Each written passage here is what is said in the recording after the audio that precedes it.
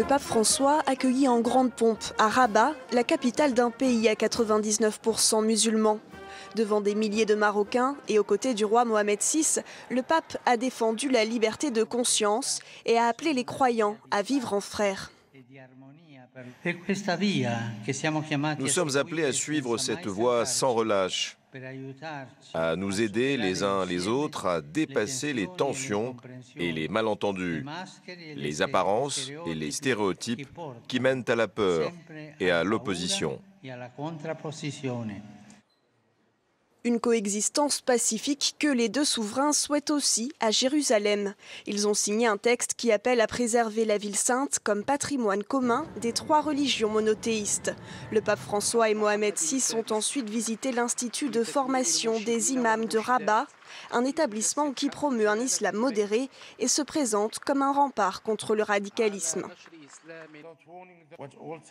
Ce que tous les terroristes ont en commun, ce n'est pas la religion. C'est précisément l'ignorance de la religion. Il est temps que la religion ne soit plus un alibi pour ces ignares, pour cette ignorance, pour cette intolérance. Parce que la religion est lumière, la religion est connaissance, la religion est sagesse, et parce que la religion, c'est la paix.